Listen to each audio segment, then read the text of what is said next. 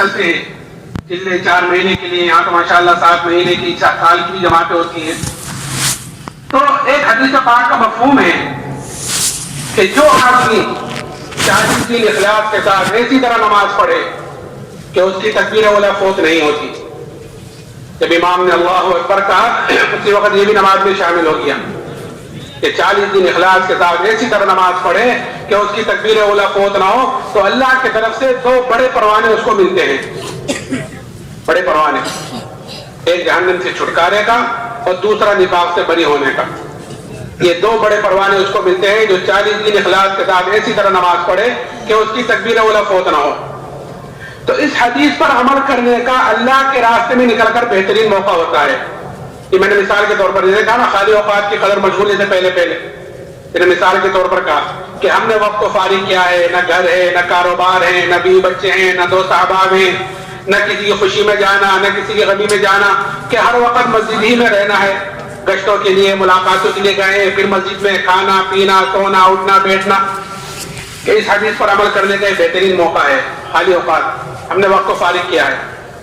اگر اس حدیث پر یہاں عمل نہ ہوا تو گھر جا کر اس حدیث پر عمل کرنا مشکل ہو جائے گا کہ وہاں مشغولی کا وقت ہو گیا.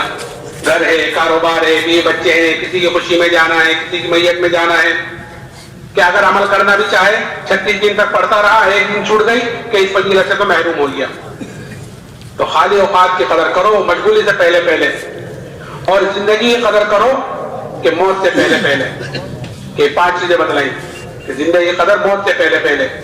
تو میں نے کہا انعامات اللہ تعالیٰ کے بے شمار ہیں، لیکن ان تمام نعمتوں میں جو سب سے بڑی نعمت اللہ تعالیٰ نے مجھے اور آپ کو مرحمت فرمائی ہے وہ ایمان کی دولت ہے. اس لیے کہ آدمی خدا نہ خواستہ اگر ایمان کے بغیر اس دنیا سے چلا گیا تو آخرت میں اپنی جان کی فدیہ میں دنیا کا سارا سونا چاندی بھی دے دے گا، تب بھی آخرت میں اللہ کے عذاب سے نہیں بچ سکتا. اتنی بڑی نعمت اللہ نے ہمیں مرحمت فرمائی. لیکن دوستو بزرگوں، جو چیز آدمی کو بغیر محنت کے، بغیر مجاہدے کے، بغیر قربانی کے ملتی ہے، آدمی کے اندر اس کی قدر و قیمت کم ہوتی ہے بنسبت اس کے جو چیز آدمی محنت کر حاصل کرتا ہے. کہ جس چیز پر آدمی کا جان مال وقت لگتا ہے، جس چیز کے لیے آدمی قربانی دیتا ہے، کہ اس کی قدر و قیمت آدمی کے اندر ہوتی ہے. کیونکہ ایمان ہمیں وراثت میں مل گیا ہے، تو اس لیے ہمارے اندر اس ایمان کی قدر و قیمت کم ہے. خاندان مسلمان، دادا باپ مسلمان، ہم مسلمان ہیں، گھر میں پیدا ہوئے الحمدللہ ہم بھی مسلمان. اس لیے حضور حضرت صلی اللہ علیہ وسلم نے اس ایمان کی اور ایمان والے کی قدر و قیمت بتلائی تاکہ ہم جہاں ہو ایمان کی طرف سے سب سے پہلے فکر مند ہو. کہ کیا قدر بتلائی؟ کہ یہ قدر بتلائی کہ جب تک ایک بھی ایمان والا اس دنیا میں موجود رہے گا کہ اللہ تعالیٰ اس ساتھ زمین آسمان کے نظام کو باقی رکھے گا ایک ایمان والے کی وجہ سے. یہ ہماری قدر ہے اللہ کے ہاں. کہ اگر دنیا میں کوئی نہیں رہا اللہ کہنے والا، پھر چاہے دنیا انسانوں سے بھری ہوئی ہو کہ اللہ کو اس دنیا کی کوئی ضرورت نہیں، اللہ اس کو ختم کرے گا. کہ اس کا وجود ہی ایمان والے کی وجہ سے ہے. کہ یہ قدر بتلائی. اور قیمت کیا بتلائی؟ کہ اگر رائے کے دانے کے برابر ایمان کو بچا کر لے گئے تو اللہ تعالیٰ اس دنیا سے 10 گنی بڑی جنت مرحمت فرمائے گا. اب جس کا ایمان جتنا اونچا ہوگا، جس کا ایمان جتنا اعلیٰ ہوگا، کہ کل قیامت کے دن اس کی اتنی بڑی جنت ہوگی. تو یہ اجتماعات کا ہونا اور یہ چلے 4 مہینے میں نکلنا یہ اسی لیے ہے تاکہ ہمارے اندر اپنے ایمان کی کمزوری کا ہمارے اندر احساس پیدا ہو، اپنے دین کی کمزوری کا احساس پیدا ہو. کہ آدمی کے اندر جب کسی چیز کا کمزوری کا احساس پیدا ہو جاتا ہے، جب کسی چیز کا احساس پیدا ہو جاتا ہے تو کسی کو کہنے سننے کی ضرورت نہیں ہوتی، آدمی خود ہی اس کی فکر میں لگتا ہے. کسی کو جیسے ہمارے اندر دنیا کمانے کا ایک احساس ہے، دنیا کے نفع کا، دنیا کا نقصان کا ایک احساس ہے، تو کسی کو کہنے سننے کی ضرورت نہیں ہوگی کہ کل آپ نے دکان نہیں کھولی تھی تو آج تو کھول لیجیے، کل کام پر نہیں گئے تھے تو آج تو چلے جائیے. نہیں، اگر بیمار بھی ہوگا تب بھی فکر میں ہوگا کسی طرح اچھا ہو جاؤں اور جلدی سے ڈیوٹی پر پہنچ جاؤں، دکان کھول لوں. کیونکہ ایک احساس ہے کہ اللہ کرے یہ احساس ہمارا دین کے اعتبار کا ہو جاوے، یہ احساس ہمارے اندر ایمان پہ اعتبار ایمان کے ہو جاوے. حضور حضرت صلی اللہ علیہ وسلم نے اپنے صحابہ کے اندر اس ایمان کو بھرا تھا، اس ایمان کی قدر و قیمت کو اتارا تھا. اس لیے صحابہ نے اس ایمان کے لیے ہر تکلیف کو، ہر مصیبت کو، ہر پریشانی کو برداشت کیا اور جو چیز ایمان کے مقابلے پر آئی ہے اس کو بھی قربان کیا ہے.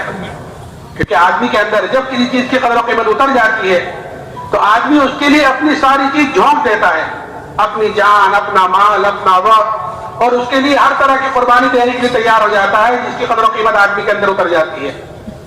کہ صحابہ کے اندر یہ ایمان کی قدر و قیمت ایسی اتری ہوئی تھی کہ بڑی بڑی تکلیفیں، بڑی بڑی سی مصیبتیں کہ وہ آئی ہیں اور ان کو برداشت کیا ہے.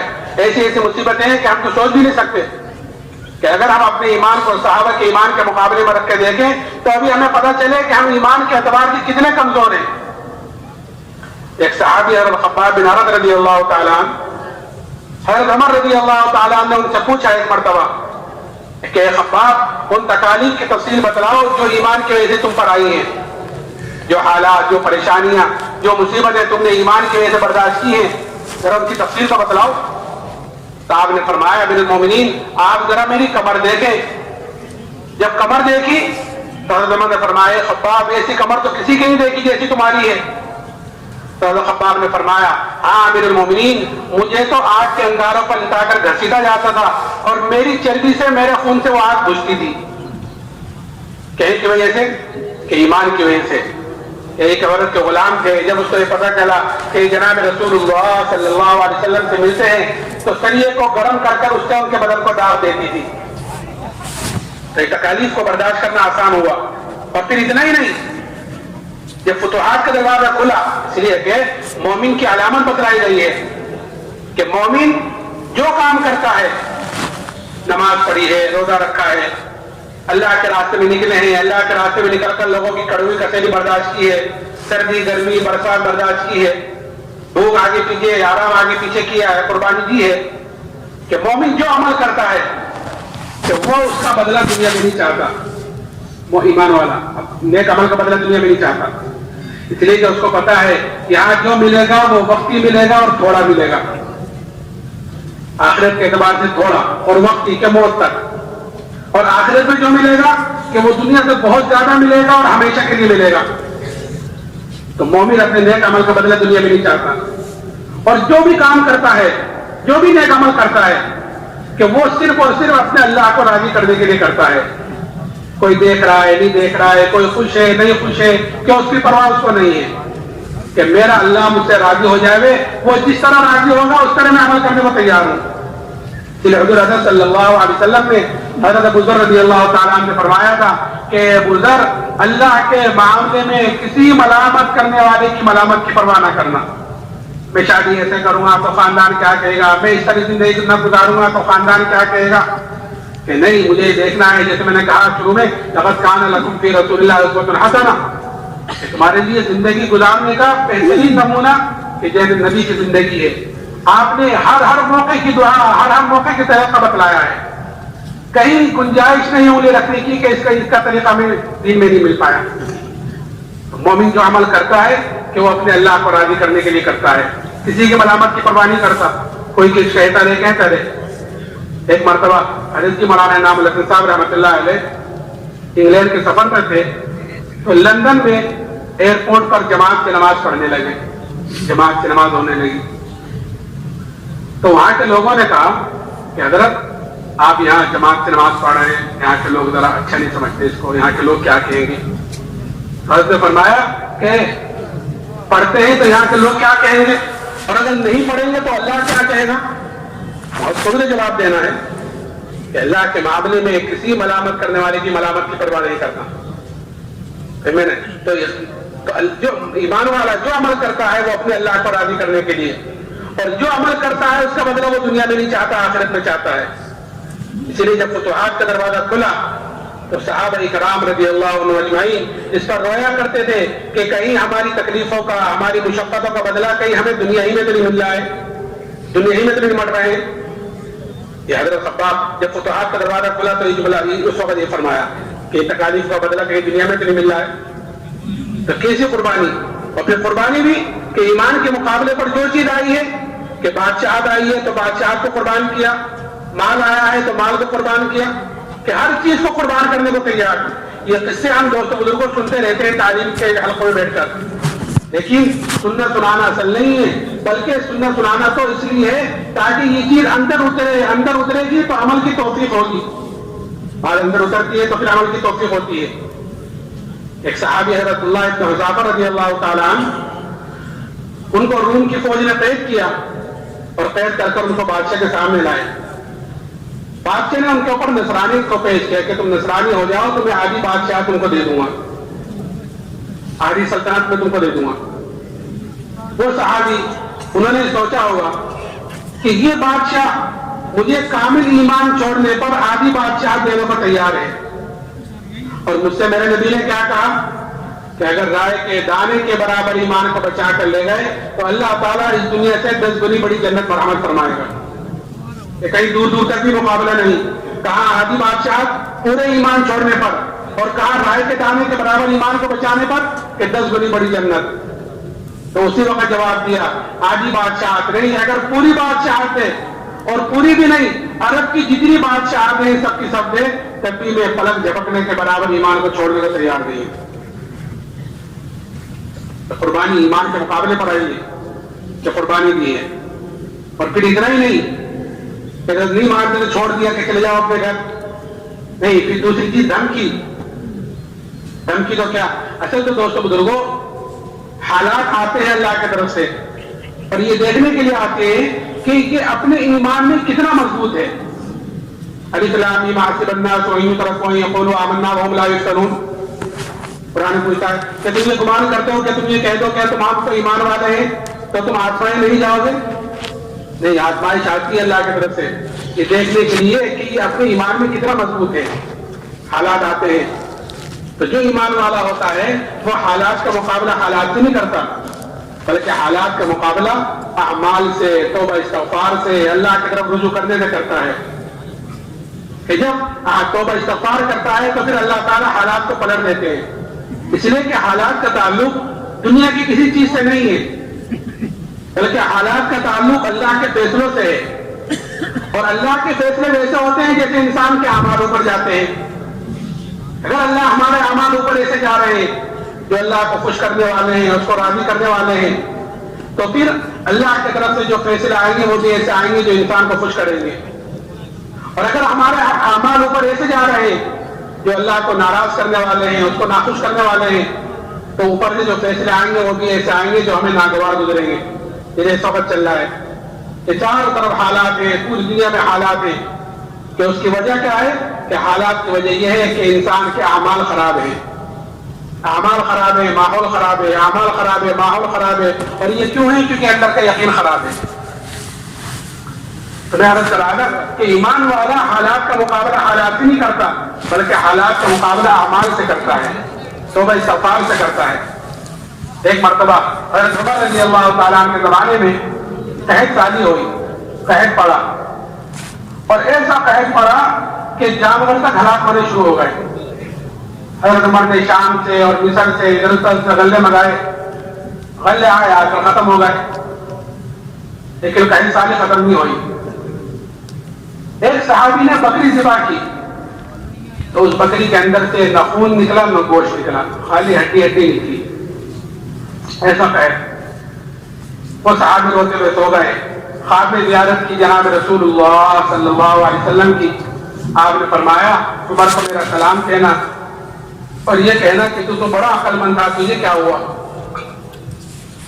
یہ صحابی اٹھے، اٹھ کر حضرت عمر کی خدمت میں گئے اور جا کر اپنے خواب کا تذکرہ کیا، اپنا قصہ سنایا۔ حضرت عمر نے فوراً مشورے والوں کو جمع کیا۔ مشورے میں خیر ہوتی ہے کہ جو آدمی دین کا، دنیا کا کوئی بھی کام مشورے میں کرتا ہے وہ نامراد نہیں رہتا، مشورے میں خیر ہوتی ہے۔ فوراً مشورے والوں کو جمع کیا اور مشورے والوں کو جمع کرنے کے بعد یہ خواب سنایا۔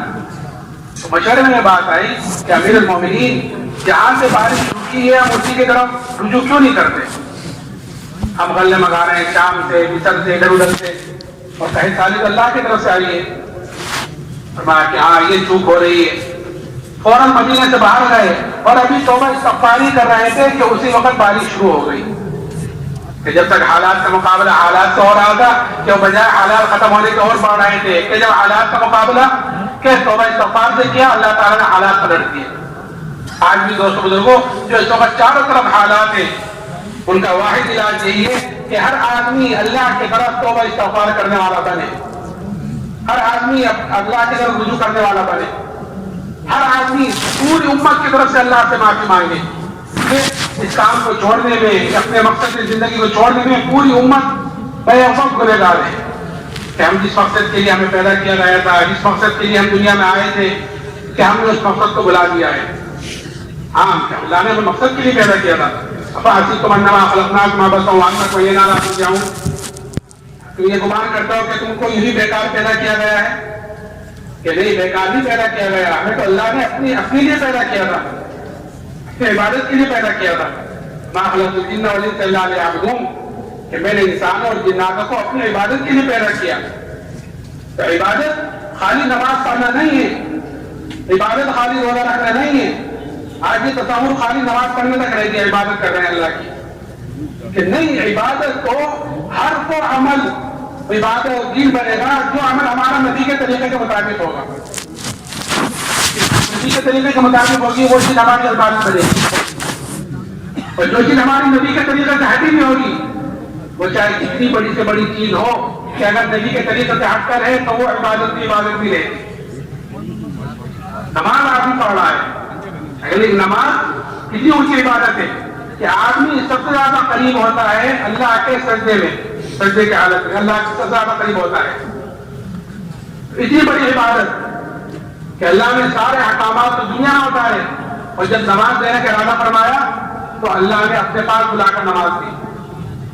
اور نماز اتنی اونچی عبادت، صحابہ فرماتے ہیں ہمیں کبھی اتنی خوشی نہیں ہوئی جتنی نماز کے آنے پر ہوئی کہ ابھی ہمارا کوئی مسئلہ اٹکے گا، 2 رکعت پڑھ کر اللہ سے اپنے مسائل پڑھ کر آئیں گے، اتنی اونچی عبادت۔ لیکن اگر وہ نماز، اگر وہ بھی نبی کے طریقے کے مطابق نہ ہوئی تو وہ نماز پرانے کپڑے کی طرح لپیٹ کر نمازی کے منہ پر واپس مار دی جاتی ہے۔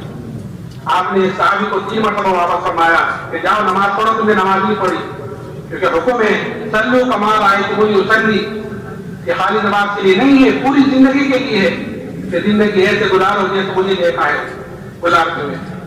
آپ نے پھر اپنے بعد نمونے تیار کیے صحابہ کرام رضی اللہ عنہ اجمعین کی شکل میں کہ جو بھی ایک صحابی کی بھی اقتدا کرے گا کہ وہ ہدایت کو پا جائے گا۔ یہ فرمایا نبی نے ان کو لیے کہ جو بھی ایک کی بھی اقتدا کرے گا وہ ہدایت کو پا جائے گا۔ جو نمونے بنائے، نمونہ نبی تھے، نبی نے اپنے سامنے نمونے بنا کے صحابہ کو یہ فرمایا صلو کما رأیتمونی اصلی، کہ نماز ایسے پڑھو جیسے نماز مجھے پڑھنا دیکھ رہے ہو۔ حدیث پاک کا مفہوم ہے کہ وہ نماز جس کا وضو، رکوع، سجدہ اس طرح نہ کیا گیا ہو، یہ کیا مطلب اچھی طرح یعنی نبی کے طریقے کے مطابق نہ ہو، تو وہ نماز پرانے کپڑے کی طرح لپیٹ کر نمازی کے منہ پر واپس مار دی جاتی ہے۔ اور پھر اتنا ہی نہیں، وہ نماز بددعا دیتی بھی جاتی ہے کہ جیسا تو نے مجھے ضائع اور برباد کیا، اللہ تجھے بھی ایسا ضائع اور برباد کرے۔ تو جو نماز ہمارے لیے رحمتوں کا، ہمارے لیے برکتوں کا، ہمارے حالات کو صحیح کرانے کا جو نماز ہمارے لیے دروازہ لے کر آئی تھی، کہ وہی نماز ہمارے لیے بددعا دیتی ہوئی جاتی ہے کہ ہمارے مسائل کہاں سے حل ہو۔ اور یہ کیوں ہے؟ کیونکہ نماز سے کامیابی کا یقین اندر سے نکل گیا، کیونکہ ایمان کمزور ہے۔ جیسے میں نے کہا آدمی کو جو چیز چلاتی ہے اعمال کے اعتبار سے، کہ وہ اس کو اس کے اندر کی طاقت چلاتی ہے۔ آدمی اپنے اندر کی طاقت سے چلتا ہے با اعتبار اعمال کے، جیسے اندر کی طاقت ہوگی بدن سے نکلنے والے اعمال ویسے ہوں گے۔ اگر اندر یقین بنا ہوا ہوگا تو بدن سے نکلنے والے اعمال اس کے اعتبار سے ہوں گے۔ اللہ سے ہونے کا یقین ہوگا تو سب سے پہلے آدمی اسباب کو اختیار کرنے سے پہلے اعمال کو اختیار کرے گا۔ بیماری آئی ہے تو سب سے پہلے صدقہ دے گا، ڈاکٹر کے آپ بعد میں جائے گا۔ کوئی پریشانی، کوئی حالات آئی ہے، نماز پہلے پڑھے گا، پھر اس کے بعد دوسرا قدم اٹھائے گا۔ آپ نے ایک صحابی دیکھا کہ پہلے میں پہلے جانا چاہتا ہوں تجارت کے لیے، آپ نے فرمایا پہلے 2 رکعت نماز پڑھیں۔ تو حضور حضرت صلی اللہ علیہ وسلم نے اپنے صحابہ کو اعمال پر ڈالا تھا کہ پہلے اللہ سے مانگو، پہلے اللہ کی طرف رجوع کرو، پھر اسباب اختیار کرو۔ تو میں عرض کر رہا تھا کہ مسلمان حالات کا مقابلہ حالات سے نہیں کرتا بلکہ حالات کا مقابلہ اعمال سے کرتا ہے۔ تو دوسری چیز دھمکی دی ان صحابی کو کہ بادشاہ نے دیگ منگائی، دیگ منگا کر اس کے اندر پانی کھولایا، اور پانی جب کھول گیا تو بادشاہ نے قیدیوں کو بلا کر ان کے سامنے اس پہ ڈلوایا۔ یہ آ رہے حالات آ رہے ہیں، نکلا اس کے اندر قیدیوں کو ڈالا گیا اور پھر یہ کہا گیا کہ یہ تو ایمان پہ بھیجا ہو نہیں تو تمہیں بھی اس میں ڈالا جائے گا. وہ صحابی کہنے لگے جو تجھ سے ہو سکے وہ تو کر لے. بادشاہ نے حکم دیا کہ ان کو اس میں ڈال دو. جب لے جانے لگے تو وہ صحابی رونے لگے. اس کی اطلاع کی گئی بادشاہ کو کہ وہ تو رو رہے ہیں. بادشاہ نے بلایا, پھر ان کے اوپر نصرانی کو پیش کیا. وہ کہنے لگے کہ میں نے ایک مرتبہ تجھ سے کہہ دیا تھا کہ تجھ سے جو ہو سکے وہ تو کر لے. ایسے پھر رو کیوں رہے تھے؟ کہ میں تو اس لیے رو رہا تھا کہ میرے بدن کے اندر ایک جان ہے, وہ جان اس دیکھ میں ڈالی جائے گی, ختم ہو جائے گی.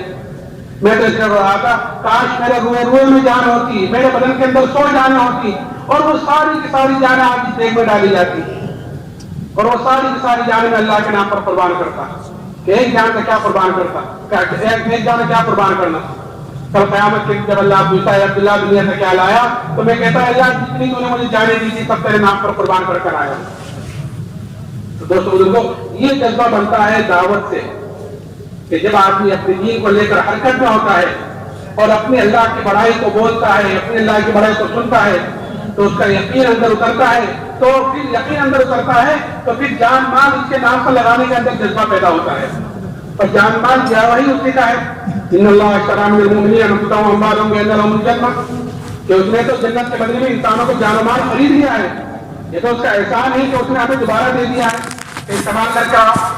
لیکن اب جان مال اسی کے نام پر نہ لگے, اسی کے کام پر نہ لگے, باقی ہر چیز پر لگے, تو یہ کتنا بڑا ظلم ہے.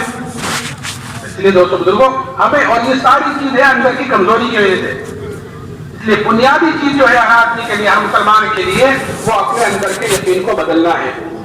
اندر کا یقین بدلے گا دعوت سے, کہ جب دعوت دے گا تو پھر اندر کا یقین بدلے گا. پھر آدمی کو فکر ہوگی ہر وقت, یہ اپنے ایمان کی طرف سے 24 گھنٹے فکر مند رہے گا.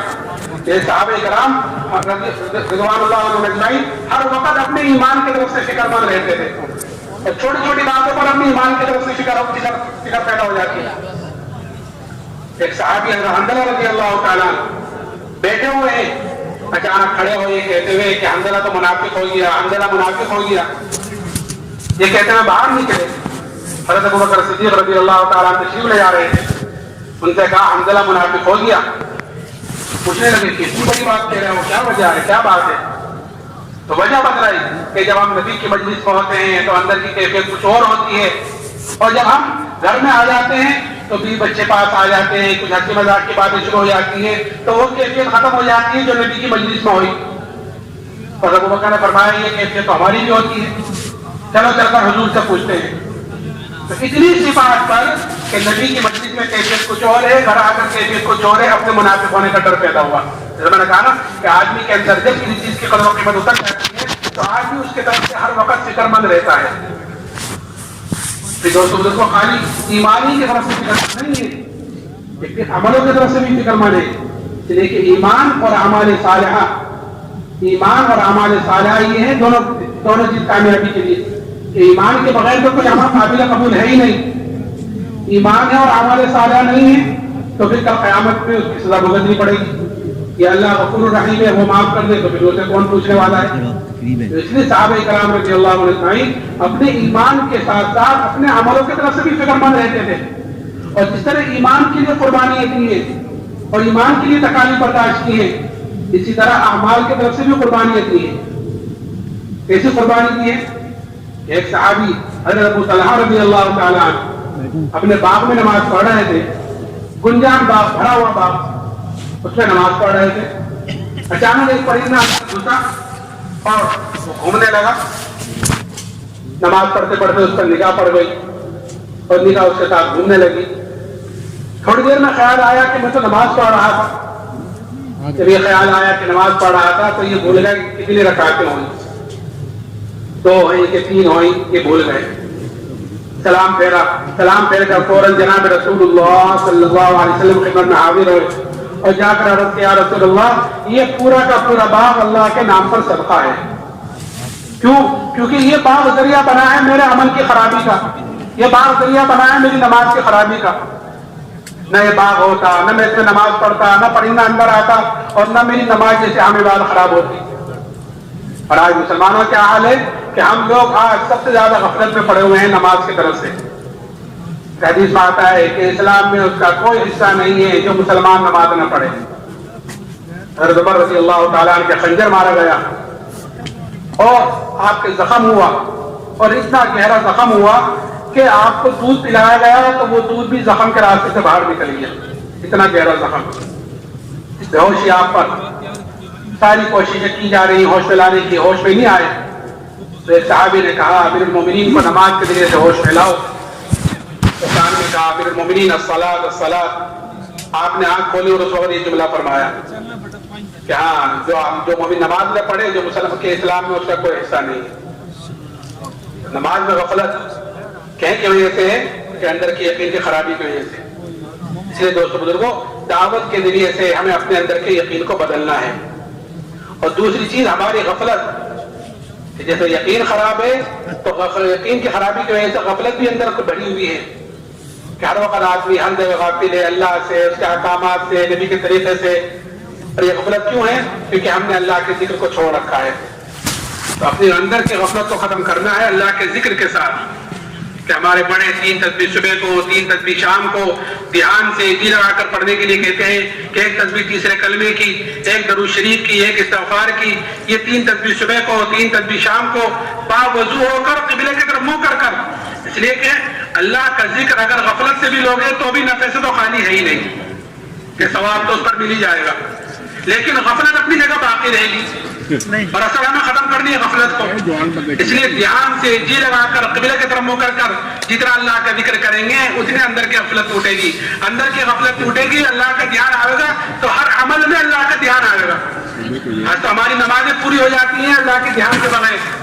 کوئی کھیتوں میں گھوم رہا ہے, کوئی کاروبار میں گھوم رہا ہے, کوئی تجارت میں گھوم رہا ہے, کوئی کہیں گھوم رہا ہے, کوئی کہیں گھوم رہا ہے, کہ نماز پوری ہو جاتی ہے. غفلت والی نماز ہے, غفلت والی دعائیں ہیں, غفلت والی عبادتیں ہیں. کہاں؟ اس لیے ہمیں اللہ کا ذکر کرنا ہے تاکہ اندر کی غفلت ختم ہو. کریں گے انشاءاللہ. اب تھوڑا سا وقت باقی رہے گی. آج جمعہ کا مبارک دن بھی ہے, عصر کے بعد کا وقت ہے, جیسے میں نے شروع میں کہا بڑا قیمتی وقت ہے. عصر کے بعد جمعہ کے دن ایک گھڑی ایسی بھی ہوتی ہے جس میں دعا قبول ہوتی ہے. اس لیے پورا اتنا بڑا مجمع اللہ کی طرف متوجہ ہو, اپنے لیے بھی اور پوری امت کے لیے بھی ہدایت کی دعائیں کریں, ہدایت کی دعا کریں اور اللہ سے توبہ استغفار کریں. اللہ تعالیٰ کے کہنے سننا عمل کرنے کی توفیق نصیب فرمائے.